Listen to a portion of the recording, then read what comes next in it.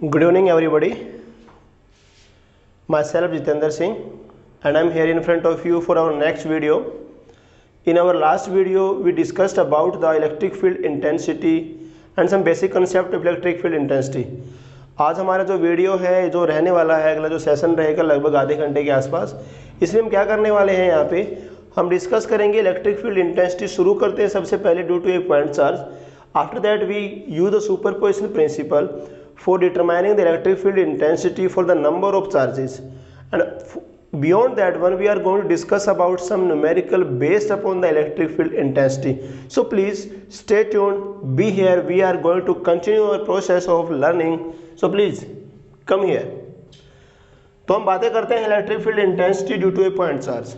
देखना कल वाले वीडियो में हमने जो डिस्कस किया था वो हमने देखा कि अगर कोई आपके पास चार्ज है, इफ़ यू है charge particle, due to that charge particle, उसके चारों तरफ अपना रीजन होता है, फील्ड होता है। उस फील्ड में अगर कोई दूसरा आता है तो उसके ऊपर ये क्या करता है, फोर्स लगाता है।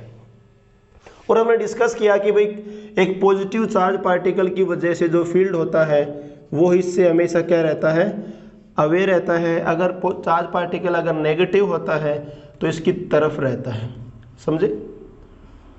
इलेक्ट्रिक फील्ड क्या रहता है, पॉजिटिव से बाहर की तरफ और नेगेटिव के इनवर्ट रहता है। ये हमने डिस्कस कर लिया है। उसके बाद हमने डिस्कस किया कि अगर आपके पास इलेक्ट्रिक फील्ड है किसी रीजन में, वहाँ पे अगर कोई पॉजिटिव चार्ज पार्टिकल आएगा तो इसके ऊपर जो फोर्स लगेगा वो फील्ड की डायरेक्शन में लगेगा, उसकी वैल्यू Q इंटू ई होगी। अगर नेगेटिव चार्ज पार्टिकल आएगा उसके ऊपर फोर्स लगेगा, वो फील्ड के ऑपोजिट डायरेक्शन में लगेगा। अगर मैग्नीट्यूड की बात करें तो मैग्नीट्यूड भी Q इंटू ई ही होगा, मैग्नीट्यूड में कोई डिफरेंस नहीं होने वाला है। So this was some basic fundamental that we have discussed in our last video. अब हम कंटिन्यू करते हैं आगे वाली कहानी, जहाँ पे अपने को बोला हुआ है कैलकुलेट करना है electric field intensity due to a point charge. ये कहानी वैसी ही है जैसा लगभग हमने पिछले वीडियो में डिस्कस किया था।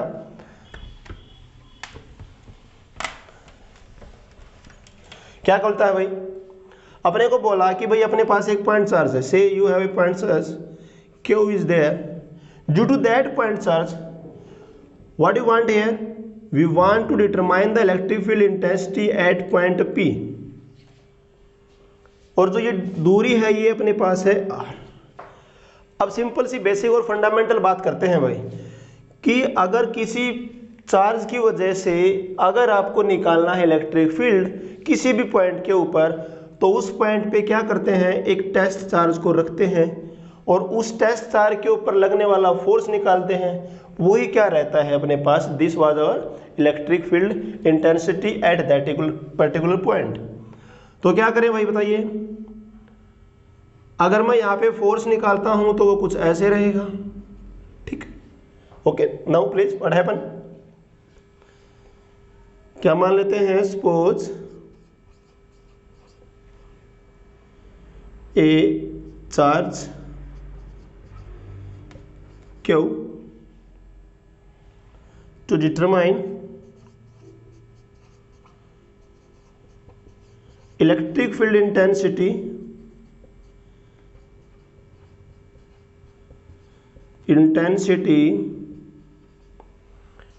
at point P, which is at distance R from charge Q। तो क्या करेंगे, फर्स्ट डिटरमाइन, क्या करें भाई बताइए, force using Coulomb's law. Coulomb's law हमने पढ़ा है, सिंपल फोर्स आपको आता होगा Q1 Q2 by R square. तो कूलम्स लॉ का इस्तेमाल करते हैं और फोर्स को निकाल लेते हैं। बताइए क्या आएगा फोर्स आपके पास, हमने पढ़ा कि F बराबर होता है Q1 Q2 by R square. तो Q1 कितना है, Q है, Q2 कितना है, Q नोट है, डिवाइड बाई R स्क्वायर। अगर यहाँ पे वेक्टर की बात करें तो क्या लिखेंगे साथ में, are cap. This R cap is the unit vector of this particular R. जो अपने को बताएगा कि भी फोर्स की डायरेक्शन किधर को है। वी नो, हमने क्या पढ़ा, E जो होता है वो किसके बराबर होता है, E equal to F by Q naught. समझे, ये तो पढ़ चुके हैं हम। तो अपने पास यहाँ से क्या आ जाएगा, K Q by are square into में आर कैप। क्यू नोट ऊपर था तो डिवाइड करेंगे तो क्या बचेगा, सिर्फ इलेक्ट्रिक फील्ड की जो वैल्यू आ गई है due to a point charge, वो आ गई है क्या, k q by are square into में are cap. This is about the value of electric field due to the point charge. तो ये अपने पास इलेक्ट्रिक फील्ड की वैल्यू आ गई है किसी पॉइंट चार्ज की वजह से। आसान है, ज़्यादा कोई रॉकेट साइंस तो है नहीं यहाँ पे, ऐसे फॉर्मूला हम पहले ही पढ़ चुके हैं। अब समझने वाली बात क्या है, इंपॉर्टेंट बात क्या है, अब हम बात करते हैं this is all about a only one charge. If your number of charges in the system then and that particular case what we have to do, क्या करें भाई। अब यहाँ पे वही कहानी फिर से रिवाइज करते हैं जो हमने कूलम्स लॉ में पढ़ी थी, वहाँ पे जब हमारे पास फोर्स निकाला हमने ड्यू टू मल्टीपल चार्जेस। अगर आपके पास नंबर ऑफ चार्जेस ज़्यादा है तो हमने फोर्स निकालने के लिए किसका इस्तेमाल किया, we use at that point the superposition principle, सबने पढ़ा। तो यहाँ पे भी क्या करें, द सेम वे, यहाँ पे भी हम क्या करेंगे, अगर हम निकालना चाहते हैं electric field intensity due to number of charges, then we simply use what, we simply use the superposition principle. वहाँ पे आपने इसको पढ़ा, समझा, डिफाइन किया, क्या बोलता है, electric field intensity due to number of charges at a point is vector sum of a electric field intensity due to each charge. भाई सबके अलग अलग से निकालो और सम का क्या कर दो, फिर वेक्टर एडिशन कर दो, वही अपने पास उस पॉइंट के ऊपर क्या हो जाएगी, इलेक्ट्रिक फील्ड इंटेंसिटी हो जाएगी। तो चलिए बच्चों कंटिन्यू करते हैं, होपफुली आप लोग एंजॉय कर रहे होंगे।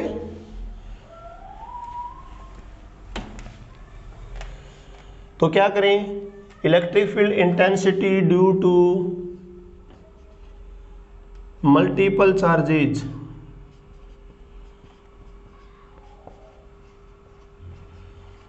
चार्ज एक नहीं एक से ज्यादा है, तो क्या करें भाई बताइए।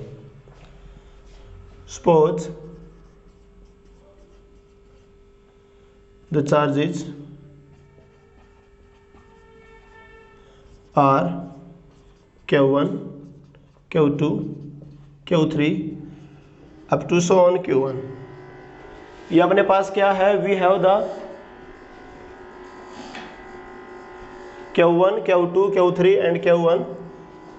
सो इलेक्ट्रिक फील्ड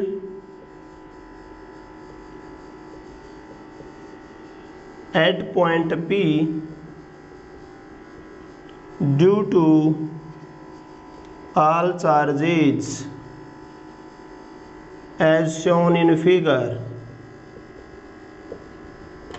एक फिगर बना लेते हैं पहले, तो क्या हो जाएगा देखना प्लीज। ये कोई पॉइंट P है, यहाँ पे एक चार्ज हमने रखा ये से Q1 है, दूसरा चार्ज यहाँ पे रखा Q2 है, ये Q3 है। ऐसे ही करते करते क्या आ गया अपने पास, ये we have one another charges Qn। तो ये अपने पास क्या हो जाएगा भाई, इस पॉइंट पे ड्यू टू दैट वन क्या हो जाएगा, this is electric field of this one, because ये पॉजिटिव है तो इसके दूर रहेगा। इसकी वजह से अगर हम निकालें तो ये क्या हो जाएगा भाई, ये अपना E2 हो जाएगा। अगर इसको निकालें तो ये क्या हो जाएगा, दिस इज आवर E3। और भाई इसकी वजह से क्या हो जाएगा अपने पास, due to that one what we have, this is our En। से this is R1, R2, R3, Rn। So total electric field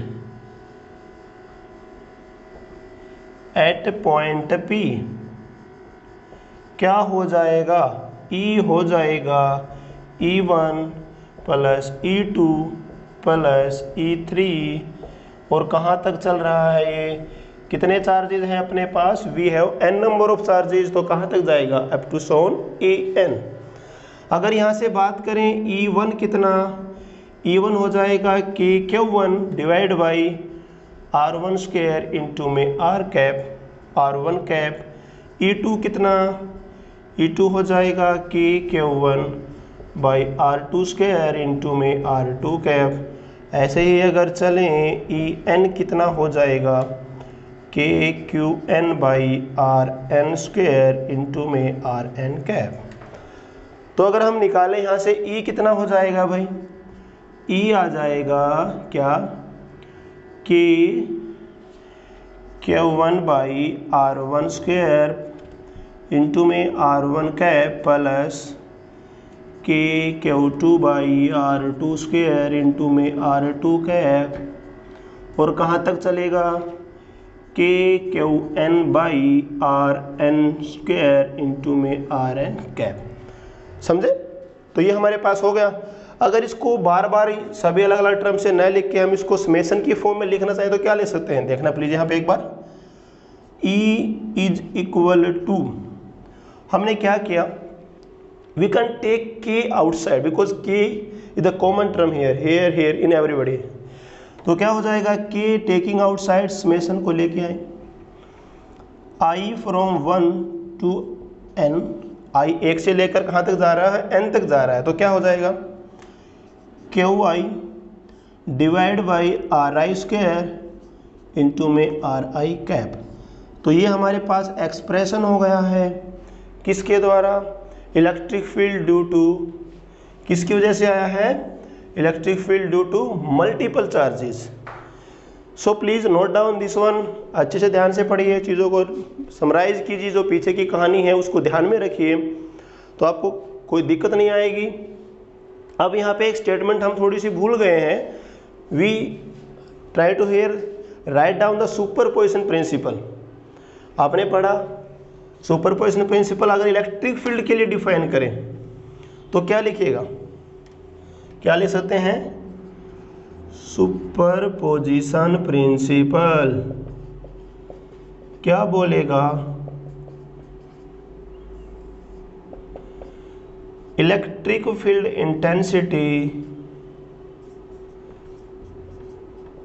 eight a point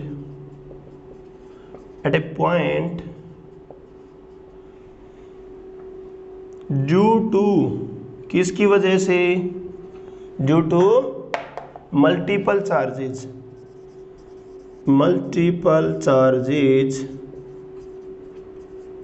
is vector sum of electric field intensity due to each charge.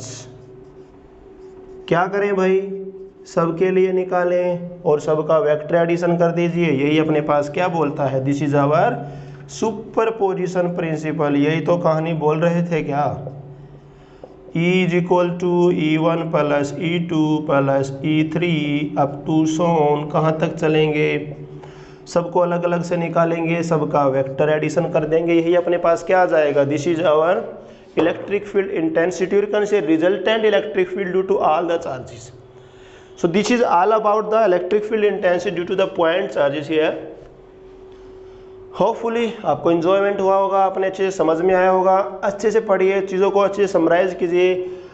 In our next video we are going to solve some numerical based upon the electric field intensity and the superposition principle. Till that one please memorize, please summarize all these concepts carefully. Thank you.